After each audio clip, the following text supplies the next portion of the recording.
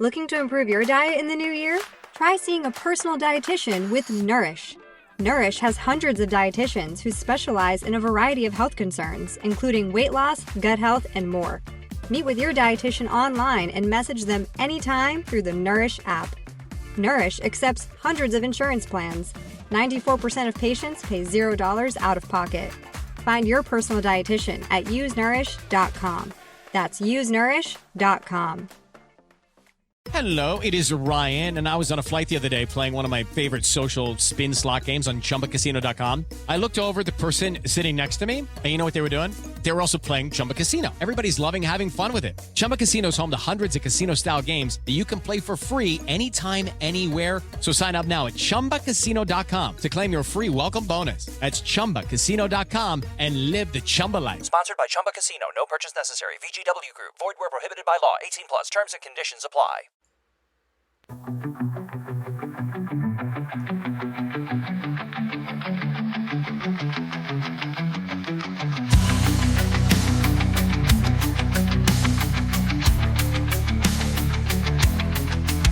The star falls. Its light swallowed by the earth's caress. Human hand turns and stone gates grind. Well, welcome back to the podcast, folks. Pilgrim's Grey Chronicles here, and it is the week's biggest stories, 3 of them, every Friday night, 8 p.m. Central Standard Time.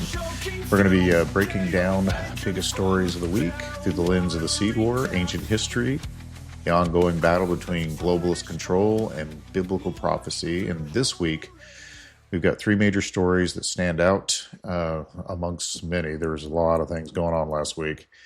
And each one exposes how rebellious sons of God and bloodlines behind the scenes, elites, and spiritual deception are shaping the world around us. Let's go. Story 1 is the U.S. Tariff War, global economic shifts, or is it a controlled demolition to bring in a one-world financial system? Is it a sign of nations breaking away from the Babylonian money sorcery, or is this just another trap leading us into some sort of cashless future that we know is coming? And story 2, the USAID shutdown. Was this agency really about foreign aid, or was it a deep state tool for money laundering, bioresearch, and regime change? We'll break down some of its history and its ties to intelligence agencies, and why shutting it down might be more than just a budget cut. And in story 3, we're looking into Nissan's failed merger and wondering why automakers are shifting towards tech giants instead of traditional manufacturing. Are we literally watching the foundation of AI-controlled smart cities, digital tracking, and total movement control being laid out right in front of us? Now, these aren't just isolated headlines. They are part of the long war for control, the same war that started in Genesis 6 and continues to this day. Let's just stick on with us here and we'll break it all down, exposing the lies, connecting the dots, and getting to the truth they don't want you to see. So let's go. Here are some key pieces of evidence that support the idea that in story 1, USAID may have been, I'll just say you said. How's that for you? Because I don't want to sit here and say USAID over and over and over again. So USAID may have been shut down to curb corruption rather than reduce humanitarian efforts. Number 1, we have historical CIA connections. USAID has been linked to covert CIA operations since its inception in 1961.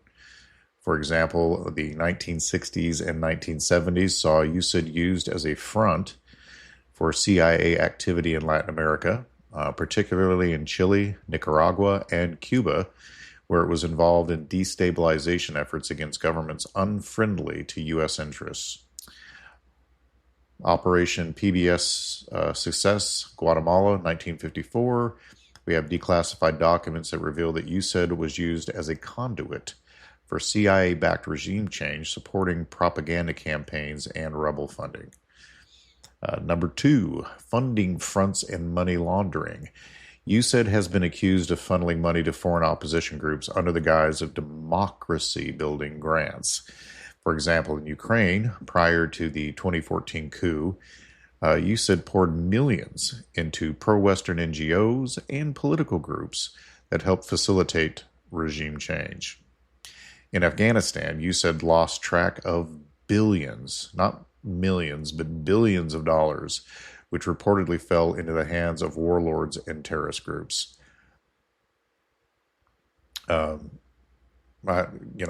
Just looking at the things that occurred in Afghanistan, I say reportedly because it can't 100% be shown yet, but I mean, it seems pretty obvious. Number 3, ties to biolabs and unethical research. USAID has funded biomedical research that has raised serious ethical concerns. For example, we have leaked documents that suggest that USAID helped fund gain-of-function research in Ukraine and Georgia. And it's tied to Pentagon-funded biolabs under the DTRA, which is the Defense Threat Reduction Agency. So far, doesn't look like a great group, does it? Number 4, we have, quote, aid as leverage for political control. Countries that reject USAID assistance are often targeted with economic sanctions or regime change efforts. For example, in 2019, Venezuela, USAID attempted to send humanitarian aid through Colombia, but President Maduro blocked it, calling it a Trojan horse for political infiltration. Well, he's probably right. And it's not like that's the only country that has ever happened in, right? And it's good that these things are finally being exposed so that, people realize that, all of these people love to come in like a Trojan horse or an angel of light, or we're just here to help, or whatever, and it's never really about that, or there's always strings attached, and it's always just a big crap show. And so, number 5, humanitarian aid that never reaches the people. I'm sure we're all well aware of this, right? Several investigations have shown that much of USAID's funding does not actually reach the intended recipients. Oh, what a shocker, right? For example, and you know what I'm going to probably bring up, if you haven't guessed it already, a 2015 report revealed that in Haiti, USAID spent billions after the earthquake, and yet very little went to actual recovery efforts. Most was absorbed by contractors with U.S. government ties. And if you follow the money on that one, you know that also involves the Clinton Foundation and a lot of other things. But this is a short report. I'm just giving you stuff so you can research and dig even deeper and look into it. So, is shutting down USAID a cover-up or a cleaning of house? If USAID was truly a humanitarian organization, then shutting it down would, of course, seem like a terrible decision. But if it was actually a front for deep state operations, then eliminating it would make absolute sense as a part of a larger effort to reduce globalist control and money laundering. And it sure seems as if that is what's really going on here. So let's move on to story 2, the tariff war that's going on. Everybody's concerned about that, and it keeps getting brought up. With the tariff war, number 1, we have what appears to be a globalist economic takeover. You have the global elite, whether through central banks, multinational corporations, or international trade agreements, seeking to total financial control over nations. The tariffs imposed by the U.S. disrupt globalist trade agreements, which threaten organizations like the WEF, IMF, and UN that push for a single world economic system. I think it's funny also that USAID gave tons of money to WEF. So the stories are related. In Revelation in the Bible, chapter 13, verses 16 and 17. It warns that a global economic system will eventually force compliance through financial means, where no one could buy or sell unless they had a specific mark or identification imposed upon them by a particular coming dictator that, I say dictator, but that's not how he's going to be perceived. He's going to be basically worshipped like a messiah, and everybody will want the mark. It's not like they're going to be forced into it. They're going to want it. So point 2, Babylonian money sorcery and the debt system. So the modern economic system is a form of debt-based slavery created by banking cartels that trace back. I know some people are thinking modern times, but no, this traces back all the way to Nephilim bloodlines ruling ancient empires, like post-flood, pre-flood, you name it. You can't really discuss this particular topic and their influence on modern institutions without mentioning Dr. Laura Sanger. She's a notable author and researcher who's delved deep into this subject. The first time I ever heard of her was on a Blurry Creatures podcast. If you've not heard of that podcast, you should really check it out. It's pretty great. It starts off about Bigfoot, but it delves into much deeper subjects like this. And she discusses her insights into the connecting the dots between ancient Nephilim lineages and contemporary systems of control. And she does it very well, and it's very easy to understand. In her book, The Roots of the Federal Reserve, Tracing the Nephilim from Noah to the U.S. Dollar, Dr. Sanger examines the historical and spiritual implications of the Nephilim's influence, particularly focusing on economic structures like the Federal Reserve. Now, her work provides a comprehensive analysis of how these ancient bloodlines may have shaped modern financial systems, because they really haven't gone anywhere. These rebellious angels and their offspring are still here. They're the same tyrants they've always been, and they're imposing all the same things by pretending to be helpful to us, trading technology for whatever else they want, and offering aid and assistance, whether in human guise or, influencing in and through us from behind the scenes.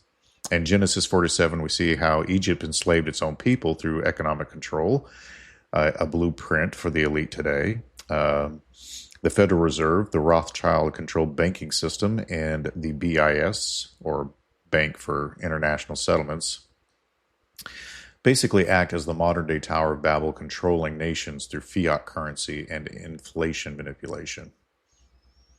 Now, could these tariffs be a sign of a coming breakaway from the Babylonian system, or just another planned crisis to usher in a digital, trackable global currency? I vote for the latter, because we know that some sort of digital, trackable global currency is coming.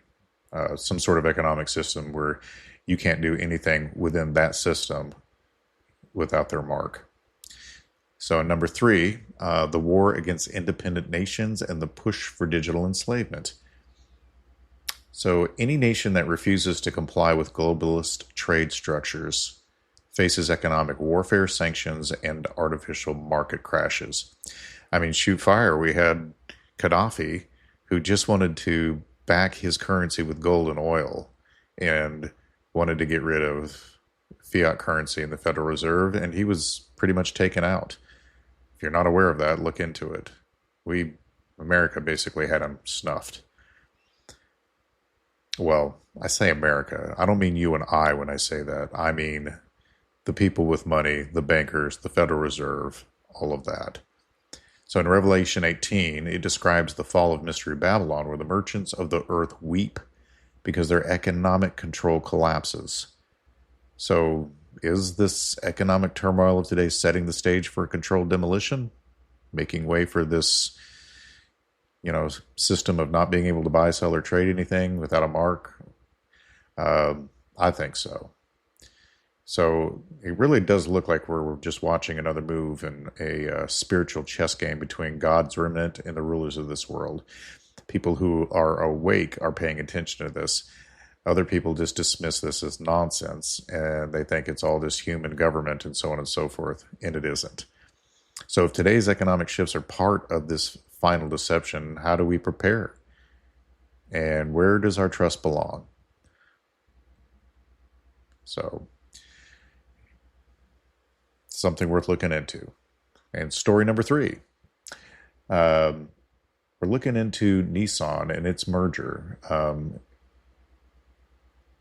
It's interesting because this deals with basically the same global chessboard, corporations control, and what further is going on with this seed war between God and his people and the enemy. So why, number one, in Nissan, why Nissan's merger failure matters in this bigger picture. Here's why. Nissan's failed merger with Honda and their shift towards a tech-based partner, potentially Foxconn, isn't just a business move. It's part of the bigger struggle between corporate independence and globalist control. Also, the automotive industry is undergoing a forced shift into AI, EVs or electronic vehicles, and digital tracking systems, which align with the goals of the World Economic Forum, UN Agenda 2030, and the globalist push for digital control. Also, this battle isn't just about cars.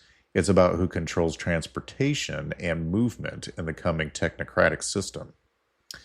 So, and number 2, the push for smart cars and these bloodline people controlling things. First, we have modern smart cars and electrical vehicles are being designed with full government tracking, kill switches, and AI control driving. For example, the Biden administration proposed in 2024 that all new vehicles must have remote disable capabilities. All this is a backdoor for corporate and government overreach. You and I both know it. You know, as pilgrims walking under the stars of this planet, we know that government, when they say things like this, is not here to help. They're here to overreach and to control you. Nissan moving toward a technology partner instead of a traditional automaker hints at a larger trend towards integrating vehicles with digital ID systems, blockchain tracking, and AI decision making. If this were a perfect world, maybe some of that would be wonderful. You know, like I really like the idea of cryptocurrency, digital currency, and it being tied to, you know, something solid or whatever. But we don't live in a perfect world, and these kind of things are just too easy to be controlled by tyrants, both, you know, physically in this world and spiritually. So again, Revelation 13, 17, no one could buy or sell anything unless they had the mark. So could controlling movement and transportation be part of a precursor to control who can drive, buy, and sell? You can't go anywhere. Not only can you not buy or sell, but you can't move. So think of this as number 3, digital cages, control, and coming smart cities. So Nissan may partner with Foxconn, one of the largest tech manufacturers, to integrate AI and tracking systems into their vehicles. And that fits with the World Economic Forum's 15-minute city model, where you won't own a car, but you'll be tracked and controlled in every movement. An example of this is in Saudi Arabia's The Line Smart City project. All transportation will be AI controlled, eliminating personal ownership of vehicles. Now, these bloodlines have always sought total domination over human movement, from ancient Babylon to Rome to today's technocratic surveillance state. They don't ever stop. I don't know. I find it really annoying. I wish we could all just be free, you know. So who wins the battle? Nissan's refusal to become Honda's fully owned subsidiary is an example of a corporation resisting total assimilation into a larger globalist agenda.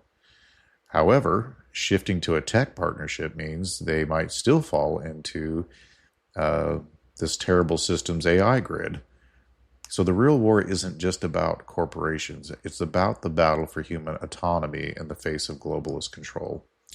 So those are our three stories. And I just want to say, as we wrap up these stories, one thing becomes pretty clear. We're witnessing a global transformation that ties directly into the seed war that we cover, not only here at Pilgrim's Gray Chronicles, but at our YouTube site, You Will Know, and what our band writes about, Pilgrim's Gray, and the prophetic battle between the forces of God and the rebellious Nephilim-controlled elite.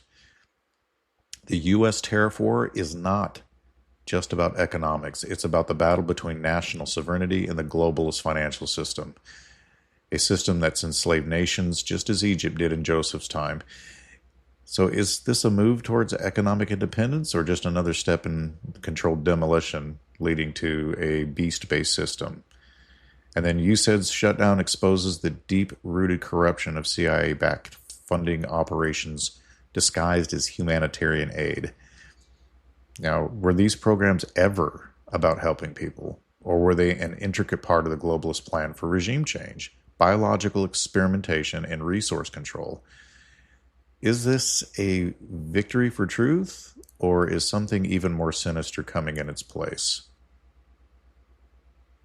Something to think about. Nissan's failed merger and shift towards tech giants isn't just a corporate move. It's a sign of coming AI-driven smart grid where vehicles travel and movement will be fully controlled. The WEF, UN, and technocratic elites don't want people owning cars. They want total control over who moves, when, and how. Is this next step towards a digital prison system where personal freedom is completely eliminated? They won't make it seem that way. They'll make it you think it's in your best interest, because they know that if they do it the wrong way, you'll rise up against it and get really pissed off. So, and they know there's more of us than there are of them. So what do? Well, the first thing you do is wake up and wake up others. We wake up. We expose the deception. We refuse to be pawns in their control game. That's why I have a podcast. That's why I pay attention.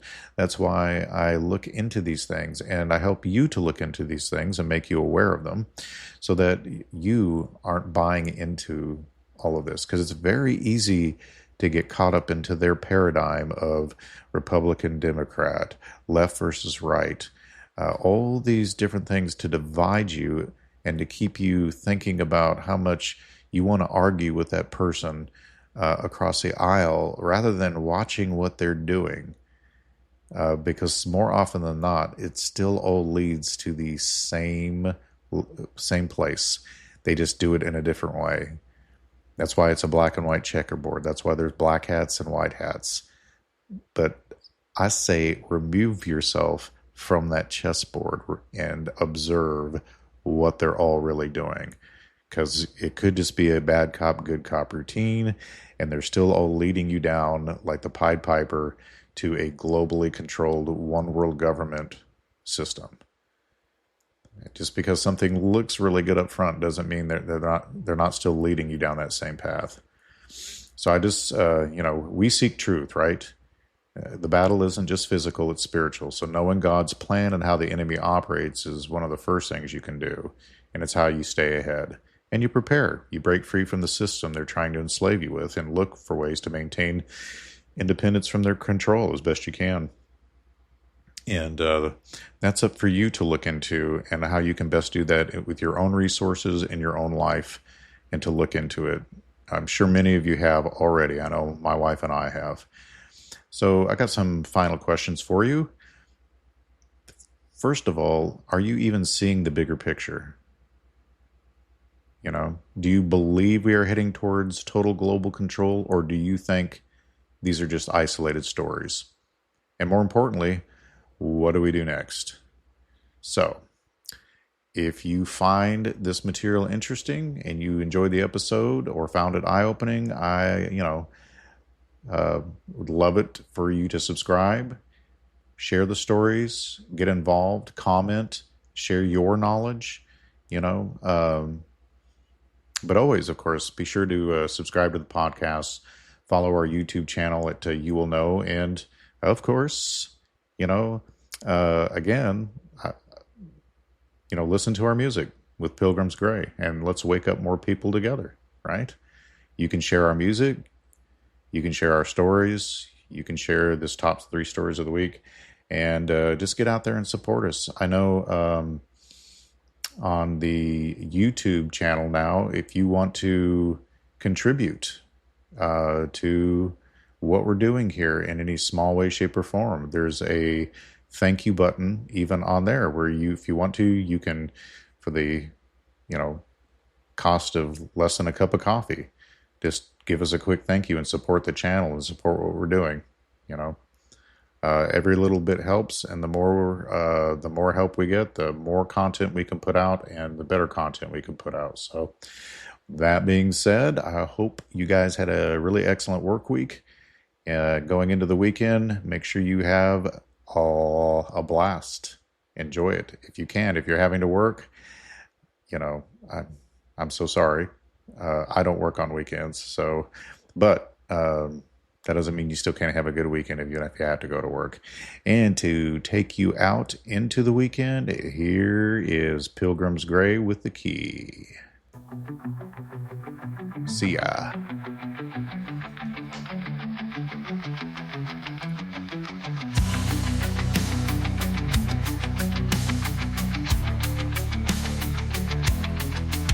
The star falls. Its light swallowed by the earth's caress. Key in hand it turns, and stone gates grind. Breath of the unsealed rises. Skies blacken with ash. Smoke whispers and rises, shrouding daylight's gaze. From choking fumes, they awaken from their watery death. Crowns of tarnished gold mark their hollow reign. Face of man, the eyes of a forgotten time. Tresses of night dance around teeth of pride. Iron sheltering like war cries of steel. The beat of wings like the thunder of galloping hooves. Vengeful stings, and the ground burns with venom's will. Flesh cries out, the gift of death withheld.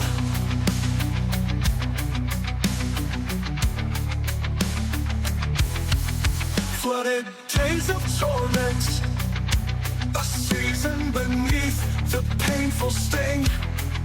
Grass and green spare, flesh of man left bare. Seal of the maker's shield, chosen ground. In silence, they scream, but death is no release. Judgment rises from deep within dust's cradle. Apollyon descends where light dare not tread. Weaves its dirge to more weight.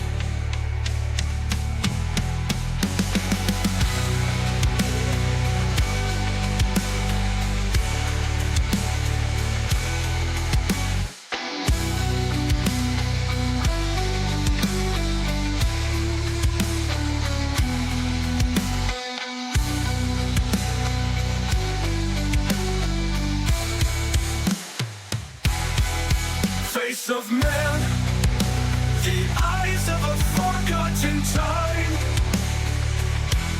Tresses of night dance around teeth of pride.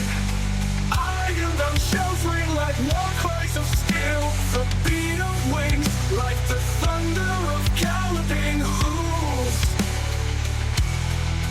Vengeful stings, and the ground burns with venom's will. Flesh flesh cries out, the gift of death withheld.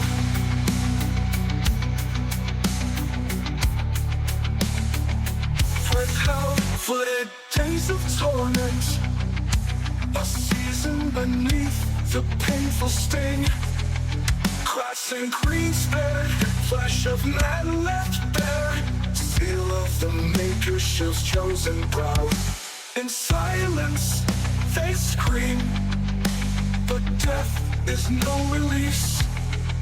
Judgment rises from deep within dust's cradle. Apollyon descends where light dare not tread. War weaves its dirge to more. War weaves its dirge to more.